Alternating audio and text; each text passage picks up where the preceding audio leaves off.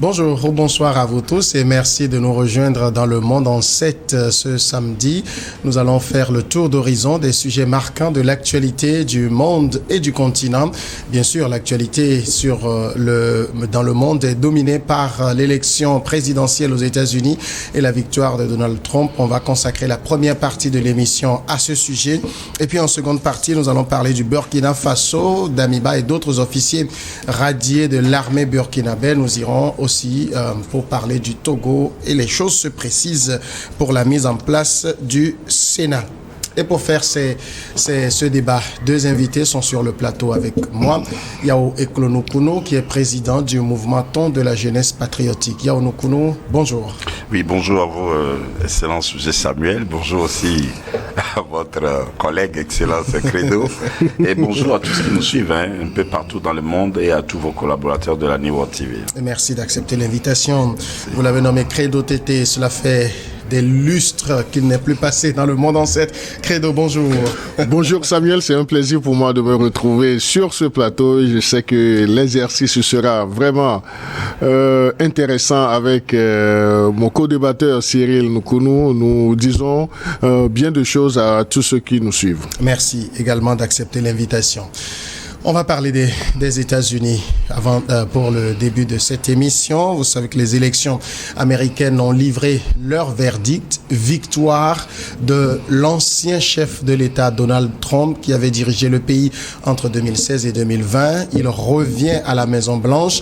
Il a battu la candidate démocrate Kamala Harris. Une large victoire d'ailleurs, contrairement aux prévisions des sondages. Dans cette première partie, on va essayer de voir les leçons justement qu'il faut tirer de cette victoire du milliardaire Donald Trump. Credo Tété, d'abord, est-ce que vous avez été surpris au regard de tout ce qui a été dit pendant la campagne de voir que Donald Trump soit réélu? En fait, ce n'est pas une surprise parce que on dirait dans une certaine mesure que la campagne a été faite. Par d'autres souches pour Donald Trump. Ces déboires avec la justice ont constitué un mobile fort de la campagne. Nous avons vu tous les harcèlements qui ont été, organisés contre sa personne, même pendant le déroulement de la campagne, et également les messages de campagne au niveau des deux candidats. C'est-à-dire quels ont été les points forts des messages des républicains, les points faibles des messages des démocrates. Donc j'espère que nous aurons le temps pour revenir là-dessus. Mais lorsque nous avons suivi le déroulement même des élections, donc ce n'est pas une surprise que l'ancien président soit réélu et soit réélu parce que il y a beaucoup de choses qui ont plaidé en sa faveur. Maintenant, en termes de leçons, comme le dit le sujet, l'intitulé même du sujet, donc il faut dans un premier temps dire que les Américains ont confiance en leurs institutions. Les institutions en matière d'organisation des élections, cette confiance s'est trahie, s'est manifestée beaucoup plus par la stabilité même d'un système politique et de gouvernance qui dure plus de 200 ans. Donc cela a permis à ce que le processus électoral soit bien assis et que on ne parle pas des institutions qui soient dépendantes, du système politique en place. Donc là, il faut noter également cette indépendance des institutions américaines qui participent même au processus électoral. Maintenant, il y a un autre point qu'on ne doit pas occulter aussi, c'est la diversité des cultures, de religions ou même des États, cette diversité qui ne compromet en rien le processus électoral. Je parlais tantôt de la confiance des électeurs en le système électoral et également il y a un point très important qui est à souligner dans tout processus électoral réussi, c'est l'inclusivité du système. L'inclusivité du système repose sur la prise en compte de toutes les couches sociales. Et lorsqu'on parle des couches sociales, les personnes à mobilité réduite, les personnes vivant avec des handicaps, toutes ces personnes ont été prises en compte, même ceux et celles qui n'ont pas participé, qui n'ont pas été prises en compte au début du processus, mais dans le déroulement du processus, des gens ont pu accomplir leur devoir civique. Donc ça, c'est des points que nous pouvons dire comme des leçons, les grandes leçons que nous tirons de cette campagne ou bien de ces élections. Et également, nous irons avec plaisir sur le terrain des messages même qui ont été portés par aussi bien les républicains que les démocrates. On va revenir sur ce terrain tout à l'heure. Yaono Kono, est-ce que de votre côté, il y a eu une surprise de découvrir justement, après, Credo l'a rappelé, on a les déboires avec la justice, on a eu la tentative d'assassinat de la personne. Est-ce que vous avez été surpris de le voir arriver haut la main, remporter cette élection? Et d'abord, merci beaucoup. Mais moi, je voudrais... Bon, il faut reconnaître que Excellence Credo Toté a déjà tout dit. Il a déjà tout ramassé. Mais il faut préciser que les élections aux États-Unis constituent comme un événement pour le monde entier.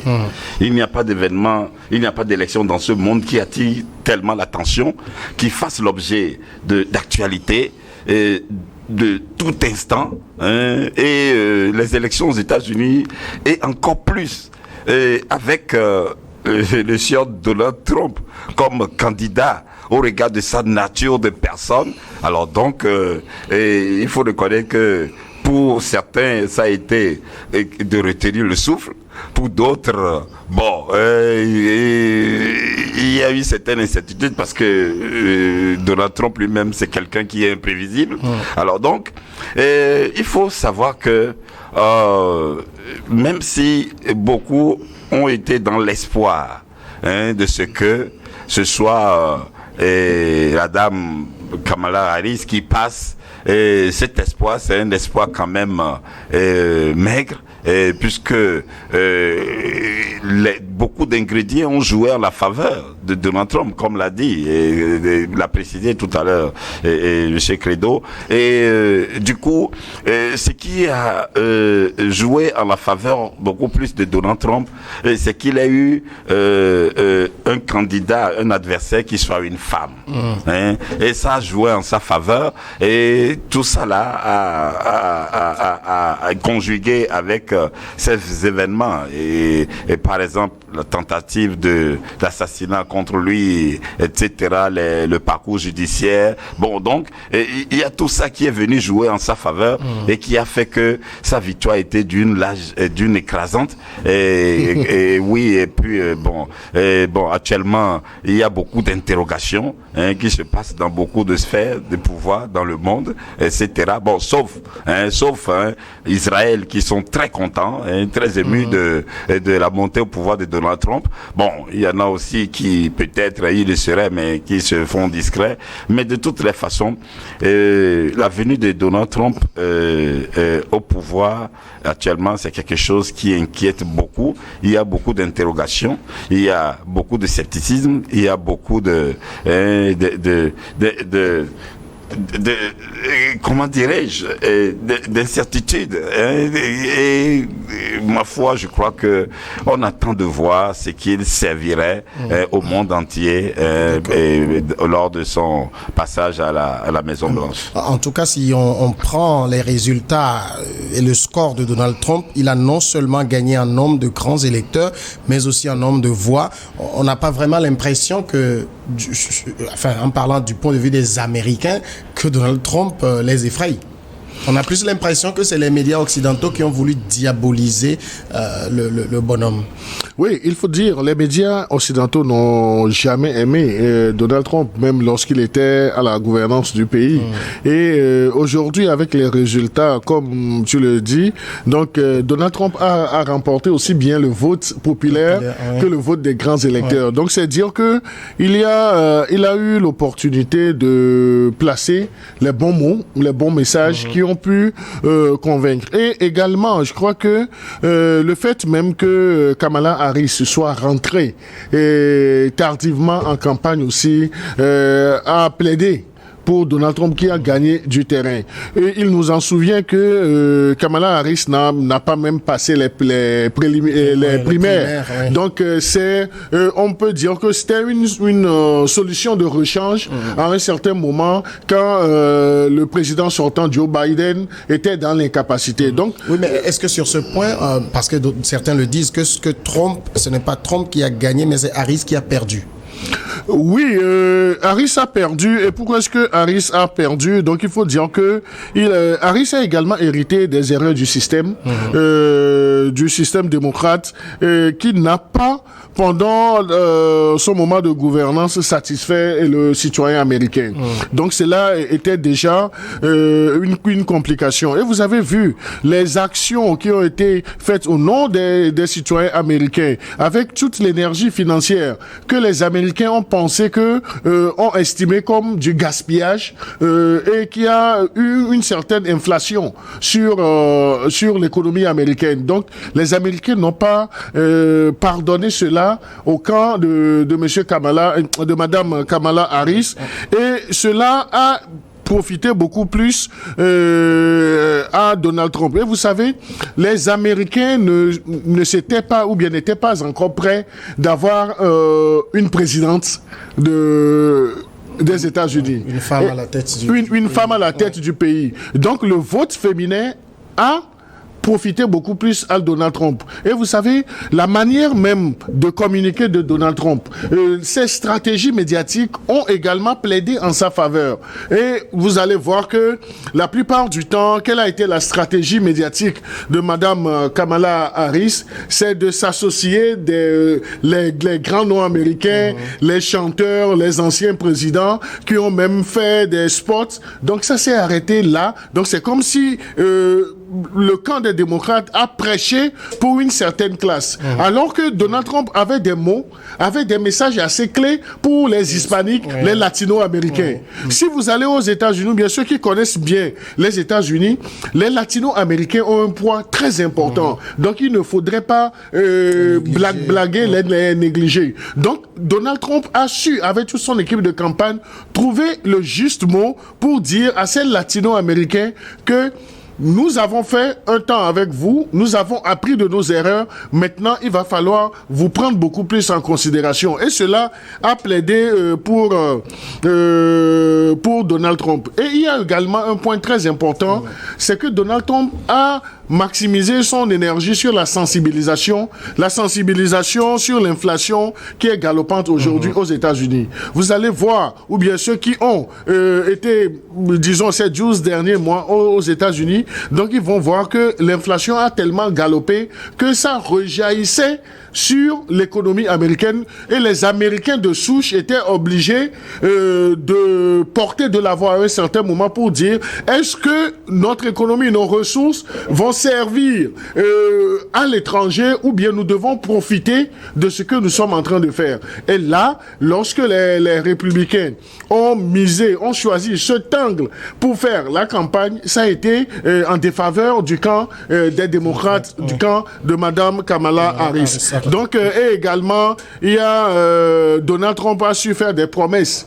Il a su faire des promesses de plus d'attention aux latino-américains. Et également, Donald Trump a surfé sur les chantiers de guerre actuels où les États-Unis se sont positionnés. Parce que ce ne sont pas les Américains n'avaient pas épousé les chantiers de guerre ouverts par le camp des démocrates. Donc, il a surfé là-dessus. Et il a également parlé d'un sujet très important, c'est l'immigration illégale. Donc, ça voudrait dire l'immigration contrôlée d'une autre façon. Alors, quand on prend la candidate Kamala Harris, c'est vrai qu'elle a eu 107 jours, hein, si mes comptes sont bons, 107 jours de campagne, c'est peu par rapport à ce que Donald Trump a eu, mais elle est venue, ce n'est pas non plus une novice, elle a été, c'est la vice-présidente, elle connaît bien les affaires, donc si elle a perdu, on doit aussi le dire, c'est qu'elle n'a pas convaincu. Non, bon, oui, monsieur Samuel, vous savez, d'abord, elle s'est jetée dans cette bataille électorale dans l'improvisation. Hein, et ça l'a surpris. Elle ne s'était pas préparée, elle n'a pas pris le temps de pouvoir se former, se doter de réseaux propres à elle avant d'aller sur le terrain. Et donc tout ça là, elle a été prise de court. Ça c'est d'un. Maintenant de deux, il faut aussi préciser que Madame Kamala Harris, elle est une administrative. Au contraire, Donald Trump, c'est un populiste. Et c'est quelqu'un qui... Donc, si vous voyez la nature de la personne de Madame Kamala Harris et son intervention, la manière dont elle recadre beaucoup plus ces interventions, etc. Parce que vous n'oubliez pas, elle a été procureure. Donc du coup, c'est qu'elle n'a pas pu se départir de ce manteau-là. Oui, parce que psychologiquement, c'est une femme de droit, c'est une femme de loi. Alors donc c'est ancré en elle. Et donc du coup, elle se contrôle. Elle est restée dans ce sillage-là. Bon, c'est vrai que elle est aussi politicienne parce que pour être vice-présidente d'un président, donc ça veut dire que elle est dans la politique. Mais seulement que, contrairement à Donald Trump, qui est un populiste, qui est quelqu'un de tonitruant, etc., et ça fait deux personnes diamétralement opposées. Bon, au même moment, je crois que Madame Kamala Harris, sans vouloir s'attaquer aux actions de son chef Joe Biden, elle aurait pu aller dans le sens d'aller d'une clarification, d'expliquer en réalité les actions de Joe Biden et relever les situations qui mettent les Américains dans une certaine incertitude, comme par exemple ces infractions ou ces couches qui se sentent. Donc, elle aurait pu aller communiquer directement. Est-ce qu'elle pouvait, parce qu'elle est aussi comptable de ce bilan? Bon, vous savez, quoi qu'il en soit, le commandant en chef, demain le commandant en chef, la vice-présidente, c'est le commandant en chef qui détient tout le pouvoir. Et il ne vous échappe pas non plus que même Donald Trump, il a fallu qu'il y a beaucoup de conseils qui l'aient beaucoup freiné. Sinon, lors de son premier mandat, c'est quelqu'un qui voulait aller comme un TGV ou même un avion Sukhoi, etc. Bon, donc ça veut dire que le président demeure celui-là qui détient tous les pouvoirs, toutes les décisions. Alors donc, je crois que Madame Kamala Harris a été pris de court et Donald Trump, lui, par contre, il s'était préparé. Et non seulement que pour lui, il était déjà dans une posture de revanche. Alors donc tout cela l'a amené de se mettre dans un état d'esprit, etc. Bon, je crois aussi que Madame Kamala Harris, sur le camp démocrate, peut-être qu'ils n'ont pas analysé cet aspect-là de Donald Trump pour savoir quelle est la réponse appropriée pour le contrecarrer. Pour le contrecarrer, ils ont manqué de cela et la voie était ouverte à Donald Trump. Bon, même bien que les attaques qui ont été perpétrées contre lui, bon, jusqu'alors, il faut aussi faire des enquêtes pour savoir si peut-être, si ce n'est pas quelque chose qui est prémédité du montage. Oui, si ce n'est pas un montage, juste pour redorer les blasons, quoique encore. Alors donc, du coup, il faut dire que le camp démocrate a manqué de quelque chose.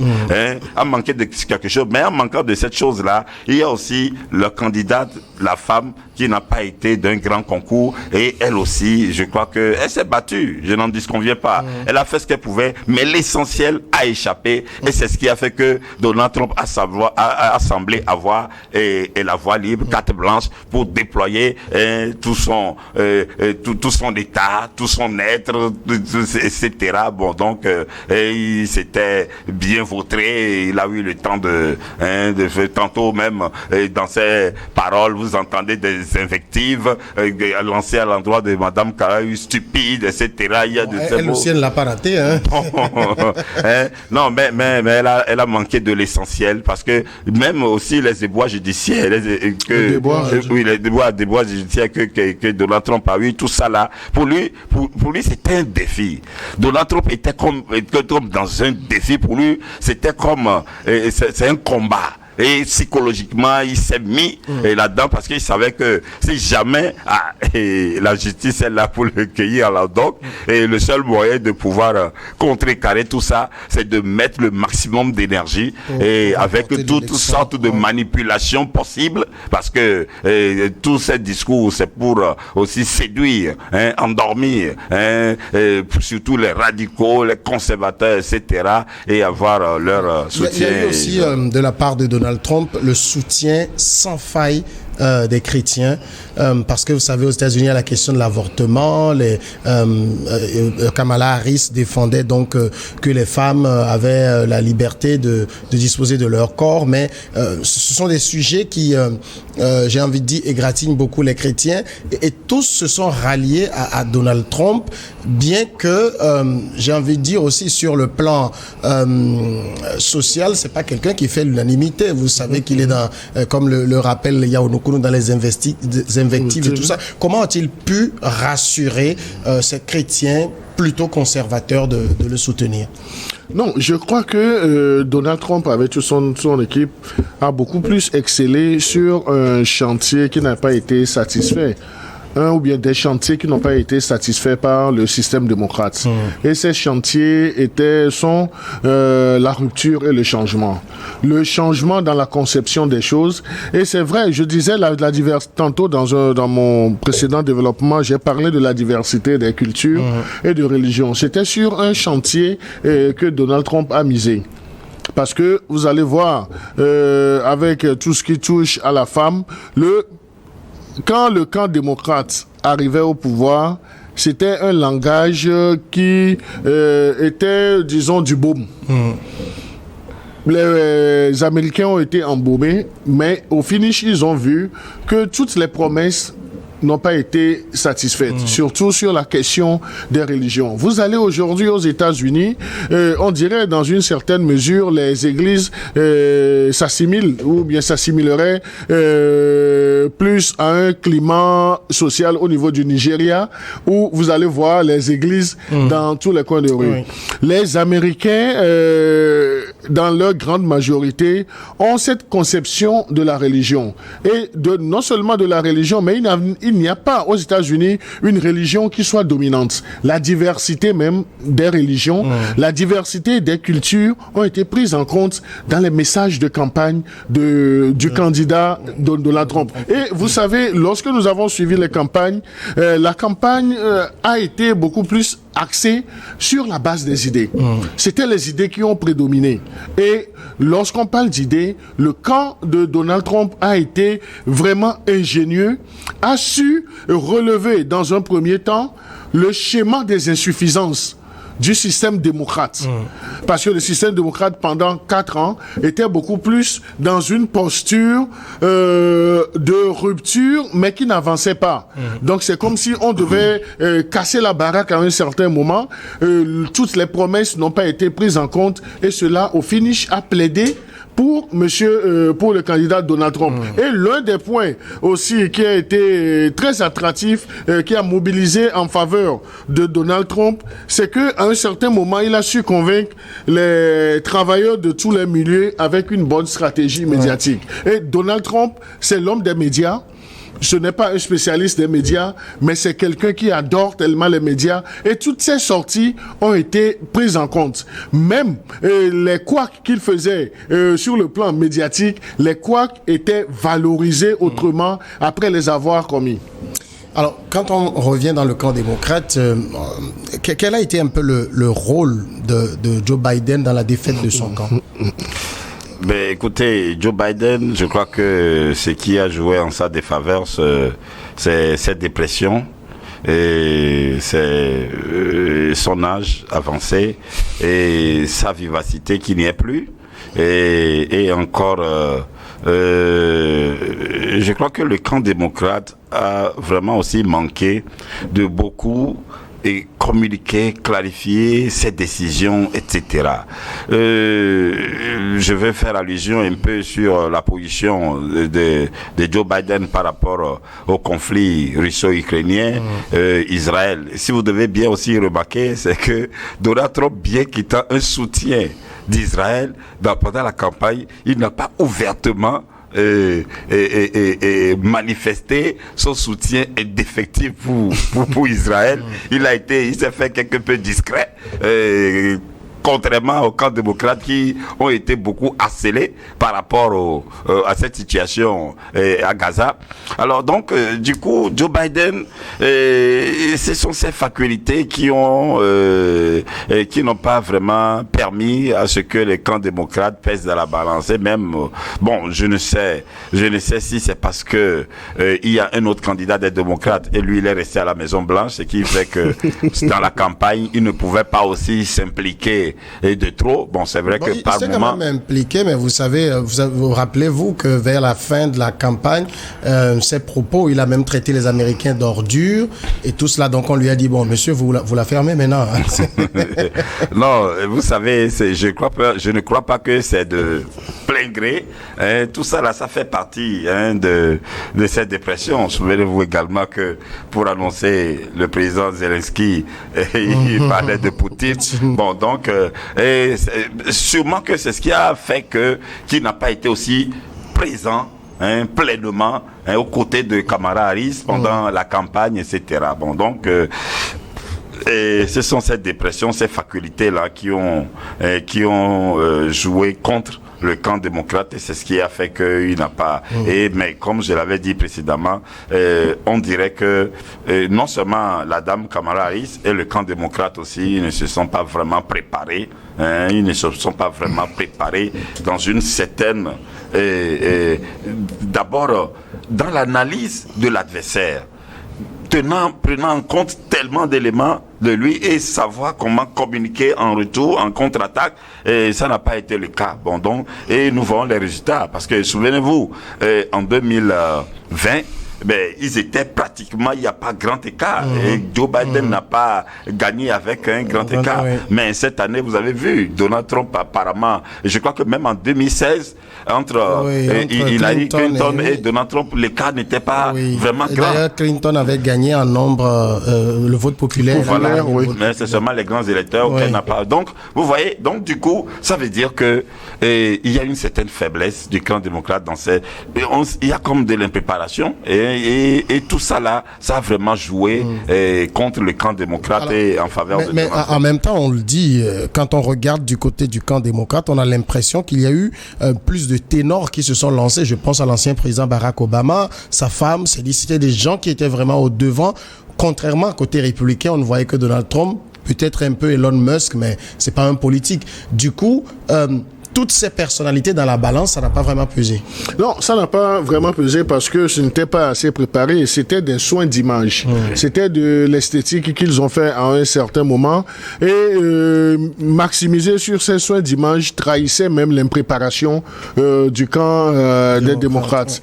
Parce que le camp démocrate n'était pas sûr qu'avec les déboires judiciaires de monsieur Trump, que sa candidature devait même prospérer parce qu'ils pensaient l'éliminer plutôt sur le chantier de la justice et là ils ont été surpris par le revirement de la situation qu'à un certain moment ils devaient arrêter l'hémorragie pour ne pas faire la campagne à la place de Donald Trump. Donc là c'est vrai, nous avons vu les Barack Obama avec d'autres noms américains, même des artistes qui ont fait ce que moi j'appelle le show médiatique. Le show médiatique parce que est-ce que ces personnes avaient été mise en avant dans la gouvernance même du système démocrate. Donc c'est comme ça a donné l'impression comme quoi on était parti chercher des gens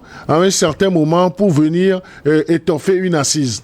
Et c'est l'impression que ça a donné et les messages n'ont pas porté. C'est pourquoi je parlais de soins d'image parce que avoir les images c'était vraiment attrayante, mais est-ce que le message ou bien les messages qui sont portés est-ce que les messages soulageaient les populations ou bien les électeurs? Je le disais tantôt, le système démocrate était attendu sur deux chantiers principaux, la rupture et le changement. Donc là, c'est sur ces deux chantiers, ils n'ont pas pu émerger. Et Cyril Nkounou parlait du président sortant Joe Biden. Lui aussi n'a pas aidé Kamala Harris parce que c'était beaucoup plus un procès. Madame Kamala Harris devait jouer beaucoup plus à l'avocate du système Biden. C'est vrai, vous l'avez dit, elle a participé même à ce système, mais elle n'est pas totalement comptable des actes de M. Joe Biden. Maintenant, on lui demandait des comptes comme si on demandait des comptes au président sortant qui, avec même sa réserve, n'a pas rassuré les militants, les électeurs. C'est juste dans les derniers instants qu'on a vu Joe Biden faire quelques sorties avec des insuffisances au niveau des facultés mentales. Alors maintenant, on va venir au second sujet, justement, quand on parle d'élection américaine. Vous l'avez rappelé, c'est l'élection qui est la plus suivie à travers le monde. Et justement, au niveau de l'Afrique, c'est aussi une élection très suivie. D'ailleurs, dès que la victoire de Donald Trump a commencé par se préciser, un certain nombre de chefs d'État africains se sont précipités pour féliciter celui qui sera à partir du 20 janvier prochain le nouveau locataire de la Maison-Blanche, le roi Mohamed VI, Félix Tshisekedi, Faure Gnassingbé, pour ne parler que de ceux-là. Presque tout le monde a félicité Donald Trump. Et l'Afrique se demande, dans cette élection américaine, dans la venue de Donald Trump au pouvoir, et l'Afrique. Ben, écoutez, Monsieur Samuel, vous savez, la différence que moi j'ai fait entre... je ne vais pas dire les républicains en général, parce que vous savez, Donald Trump est une particularité au sein des républicains. Même, je vais même dire, la génération des républicains, il est une particularité. Alors donc, Donald Trump, c'est quelqu'un à part. Il n'est pas dupe. Et c'est quelqu'un qui il faut le dire, est beaucoup plus préoccupé et incarne plus le sens de responsabilité. Et donc, c'est en cela, souvenez-vous des mots qu'il a lancés à l'Afrique lors de son premier mandat, où il traitait les pays africains de pays de merde. Vous comprenez? Alors donc, Donald Trump n'a pas besoin que quelqu'un vienne lui faire des beaux yeux, etc. Bon, Donald Trump, apparemment, selon la nature de la personne, il s'en fiche éperdument. Bon, maintenant, et moi, je dis toujours que il est plutôt question que les pays africains commencent à prendre conscience que tout est question de responsabilité. Il revient à chaque pays de vraiment prendre ses responsabilités. Parce que, M. Samuel, moi je le dis toujours, dans ce monde-ci, la souveraineté dont on parle, elle doit se matérialiser, s'affirmer, s'imposer. Mais si vous devez toujours rester là, à vous voir, à voir votre sort, votre destinée, dépendant de quelqu'un, de toutes les façons, Donald Trump n'est pas dans la posture ni de Joe Biden, ni de tous ceux-là, que ce soit même des précédents, des présidents, que ce soit démocrates ou républicains. Non, Donald Trump, c'est une personne à part. Alors donc, du coup, il incombe beaucoup plus aux Africains de prendre conscience qu'il faut assumer les responsabilités. Et moi, je pense que Donald Trump, il est beaucoup plus intéressé, son regard beaucoup plus tourné vers des gens qui ont de la capacité, qui démontrent de la capacité. Voilà. Lui, il ne perd pas son temps avec ceux qui sont dans un niveau apparemment, parce que je parle en tenant compte de son premier parcours, son premier mandat, et aussi c'est quelqu'un, vous voyez son discours quelque peu, je ne vais pas dire raciste, mais quelqu'un qui est contre l'immigration. Bon, il faut le dire, on le peine d'immigration illégale, mais en réalité, quand il parle de rapatrier 11 millions de personnes des États-Unis, etc. Et lors de son premier mandat, c'était quoi son slogan? L'Amérique d'abord.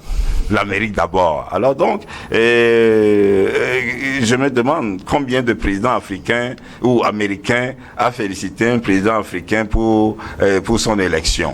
Donc Donald Trump, ce n'est pas quelqu'un, et apparemment, selon sa nature, et au regard de comment la personne se comporte, je pense qu'il se soucie peu des messages de félicitations des présidents africains, etc. Il faut que les Africains s'assument, qu'ils prennent leurs responsabilités, et s'ils veulent avoir l'attention, le respect de Donald Trump, il faut qu'ils soient capables de démontrer leur capacité, de se lever à un niveau, de lever le niveau de leur pays, de leur peuple, et en ce moment-là, oui, ils auront de l'attention de Donald Trump. Alors, Donald Trump, c'était le mot qui avait fait, je dirais même la phrase qui avait un peu choqué tout le monde.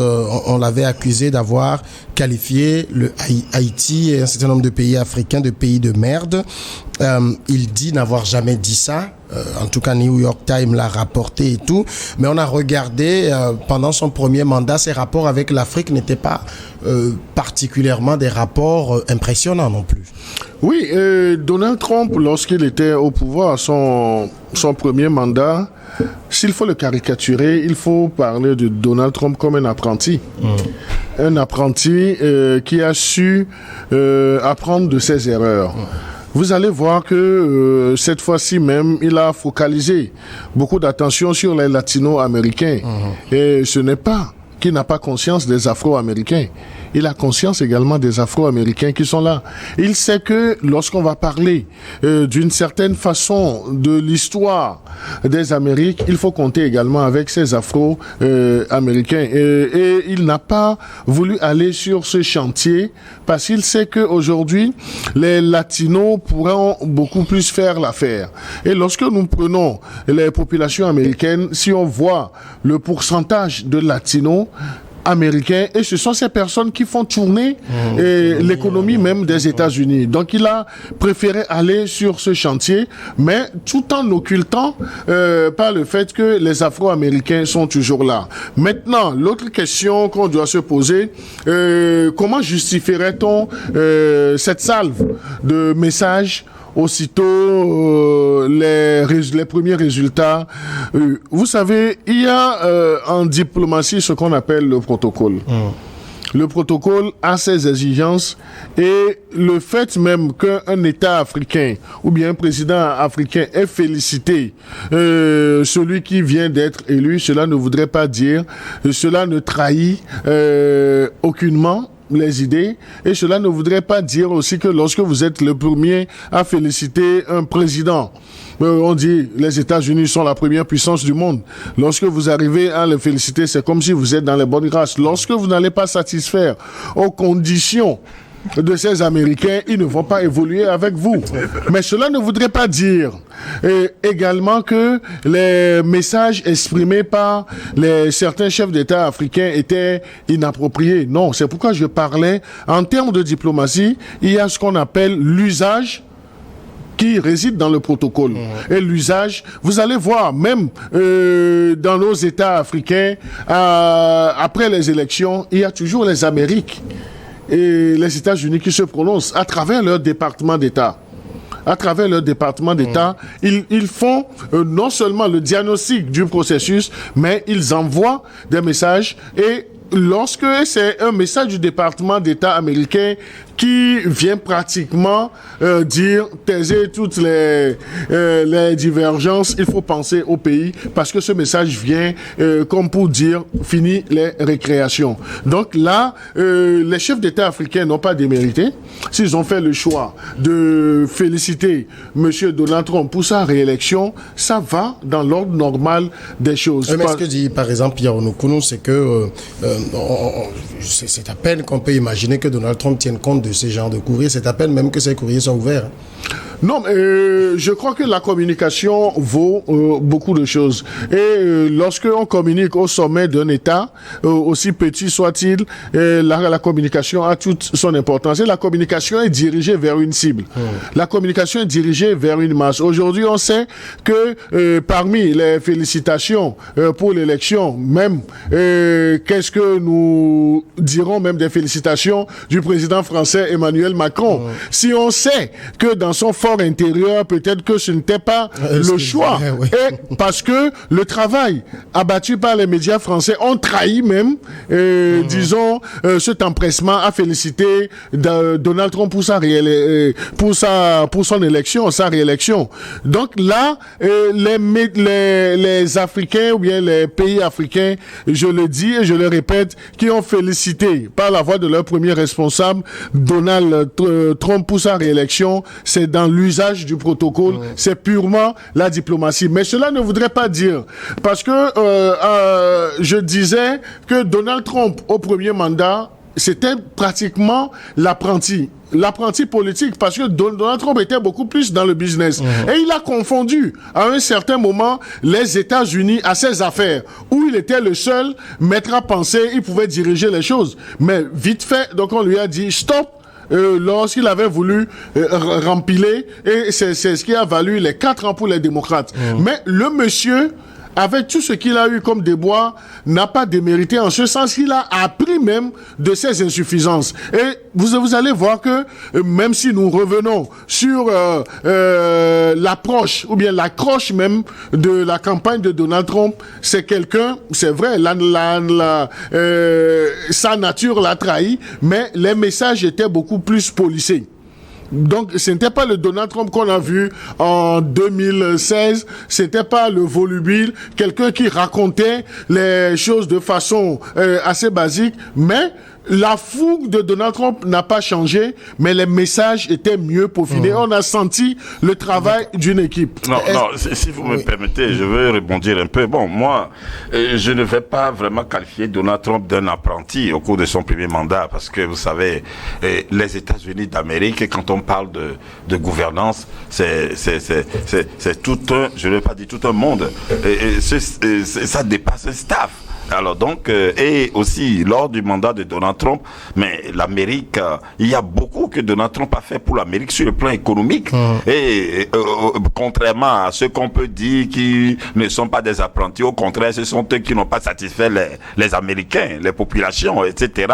Et aujourd'hui, c'est les aspects, les pans de leurs actions qui se retournent contre eux et qui les affaiblit aux yeux des citoyens américains. Alors donc, moi, pour autant, Donald Trump, pour moi, je ne peux pas le qualifier d'un apprenti, mais au contraire, c'est vrai aussi que il est d'une nature, et cette nature-là, par moment, bon, il a semblé se confondre au pays, il a semblé, parce que Donald Trump, il a beaucoup affronté, que ce soit la Chine, la Corée du Nord, etc. Il a mis beaucoup de pendules à l'heure. Bon, seulement qu'avec l'arrivée de Joe Biden, il y a tellement de choses. Bon, donc, bref, c'est comme juste pour dire que, pour autant, moi, je ne vais pas le qualifier d'apprenti. Il a apporté beaucoup. Et je crois que c'est cette comparaison-là, c'est ce rapport-là, entre lui, son premier passage, et le passage de Joe Biden, ça aussi a beaucoup joué en faveur de Donald Trump actuellement. Parce que les Américains, moi j'ai suivi certaines interviews. Et bon, même quand les gens qualifient les médias européens d'avoir été contre... Moi je n'ai pas senti les médias européens autant contre Donald Trump. Parce que il y en a qui ont fait des interviews, des témoignages et qui ont préféré beaucoup de mesures au temps de Donald Trump. Mais depuis quand les démocrates sont là, et ils se sont vus privés de tellement de choses. Bon, non, le résultat de Donald Trump aussi a joué pesé dans la balance et a joué en sa faveur beaucoup dans sa réélection. Donc, je voudrais juste nuancer, parce que j'ai comme l'impression que mon cher ami Cyril n'a pas bien suivi ce que j'ai dit. J'ai parlé d'apprenti politique en termes de sémantique. Parce que Donald Trump, quand on l'a vu venir en 2016, Donald Trump n'était pas si outillé en politique. Donc c'était le puissant chef d'entreprise, celui qui a les moyens et qui pensait que comme il dirigeait, il donnait les idées, tout bougeait, donc il pouvait diriger les États-Unis comme ça. Donc là, lorsqu'on prend aujourd'hui de Donald Trump comme simple apprenti, ce n'est pas mon idée, parce que moi j'ai dit c'était un apprenti politique. Parce que apprenti politique, pourquoi? Parce que il a appris surtout de ses insuffisances pendant son premier mandat. Et ces insuffisances-là, il a essayé de peaufiner ça.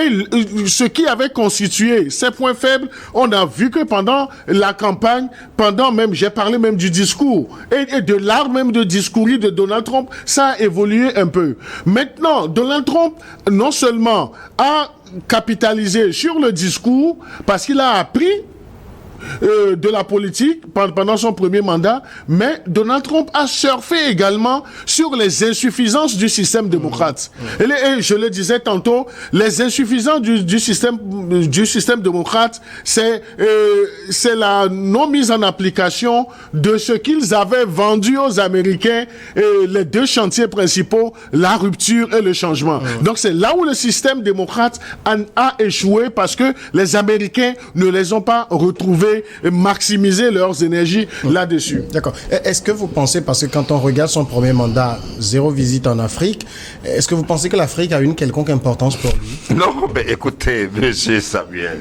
je l'ai dit. Et Donald Trump, il est de cette nature de personne, et c'est quelqu'un qui n'est pas dans l'à peu près.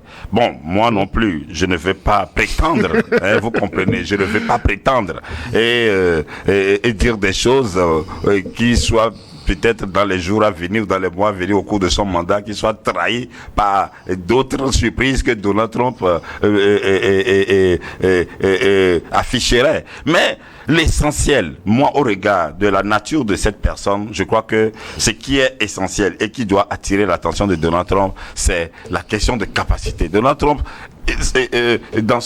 dans sa vision, il a beaucoup plus tendance à voir ce qui est les gens qui ont de la capacité, et c'est ce qui attire son attention. Alors, si ce n'est pas ça, il n'a pas de temps à perdre pour des gens qui ne sont pas prêts à prendre leur destin, mais à se battre pour leur valorisation, pour leur élévation et pour leur affirmation. Donald Trump, apparemment, il n'a pas de temps à perdre. Et vous aurez dû aussi remarquer que au cours de son mandat, son premier mandat, tous ces mécanismes de loterie Visa, de MCC, etc. Bon, il y a eu de la restriction. Bon, je ne peux pas dire une rupture, mais les règles n'ont pas été aussi souples, ouvertes, telles qu'on l'a vu. Bon, donc, et toujours est-il que nous attendons de voir, Monsieur Samuel, mais toujours moi j'insiste sur le fait que nous les Africains, il faudrait que nous faisions l'effort de repenser autrement, de revoir autrement nos fonctionnements et mettre beaucoup plus en exergue notre capacité, notre responsabilité et cette mentalité de toujours dépendre là, il faut qu'on fasse l'effort, et on ne peut y arriver sans la construction d'une véritable nation, d'un esprit d'acceptation mutuelle, de solidarité. Alors donc, du coup, moi je nous encourage vivement à revoir copie, à revoir nos fonctionnements et beaucoup plus nous axer sur le sens de responsabilité. Une minute, il faut que l'Afrique comprenne que Donald Trump est le président américain, pas le président africain. Oui, je crois que les Africains, nous avons cette compréhension. Mais nous ne pouvons pas dire que l'Afrique ne doit pas fonctionner avec les États-Unis. Donc ce n'est pas une question de personne, mais c'est une question de continent à continent. De relations bilatérales et multilatérales, comme on aime bien le dire. Messieurs, on va marquer la pause maintenant pour regarder le journal d'une dizaine de minutes, et après la deuxième partie,